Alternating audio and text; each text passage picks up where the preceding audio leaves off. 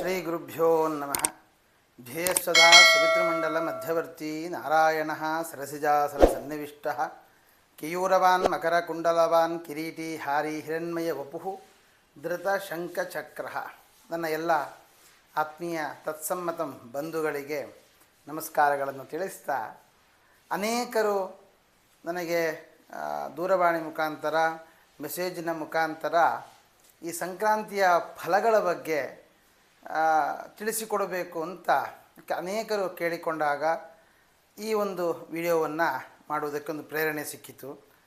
2026 ಭವಿಷ್ಯ ಅಂತ ಏನು ಬರ್ತಾ ಇದೆ ಅದನ್ನು ಮಾಡಲಿಲ್ಲ, ಇದನ್ನಾದರೂ ತಿಳಿಸಿಕೊಡಿ ಅಂತ ಕೇಳಿದ್ರಿಂದ ಒಂದು ಚುಟುಕಾಗಿ ಕೆಲವೊಂದಿಷ್ಟು ವಿಷಯಗಳನ್ನು, ಕೆಲವೊಂದು ರಾಶಿಗಳಿಗೆ ಆಗಬಹುದಾದ ಫಲಾಫಲಗಳನ್ನು ನಿಮ್ಮ ಮುಂದೆ ಇಡ್ತಾ ಇದ್ದೇನೆ. ಸಂಕ್ರಾಂತಿ ಪ್ರತಿ ತಿಂಗಳು ಆಗುವಂತಹದ್ದೇ, ಆದರೆ ಮಕರ ಸಂಕ್ರಮಣ ಅಂತಕ್ಕಂಥದ್ದು ಬಹಳ ವಿಶಿಷ್ಟವಾದ ಸ್ಥಾನವನ್ನು ಪಡೆದುಕೊಂಡಿದೆ.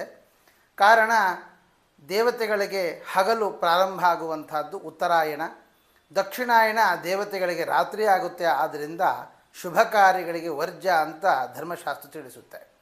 ಹಾಗಾಗಿ ಇನ್ನು ಮುಂದೆ ನಮಗೆ ಉತ್ತರಾಯಣ ಪುಣ್ಯಕಾಲದಲ್ಲಿ, ಆ ಪರ್ವಕಾಲದಲ್ಲಿ ಗ್ರಹಗತಿಗಳಿಂದ ಅನುಸರಿಸಿಕೊಂಡು ಬರಬಹುದಾದ ಫಲಾಫಲಗಳ ಬಗ್ಗೆ ವಿಮರ್ಶೆ ಮಾಡೋಣ. ಇನ್ನು ವೃಷಭ ರಾಶಿ, ವೃಷಭ ರಾಶಿಗೆ ಆಗುವಾಗ ಈ ಲಗ್ನಾಧಿಪತಿಯ ಜೊತೆಗೆ ಶುಕ್ರನ ಜೊತೆಗೆ ರವಿಯ ಒಂದು ಯೋಗ, ಜೊತೆಗೆ ಸಪ್ತಮಾಧಿಪತಿ ವ್ಯಯಾಧಿಪತಿಯಾದ ಕುಜನ ಒಂದು ಯೋಗವೂ ಕೂಡ ಇರುವ ಕಾರಣ ಇದರ ಜೊತೆಗೆ ಗುರುಬಲವೂ ಸೇರಿಕೊಳ್ಳುತ್ತೆ.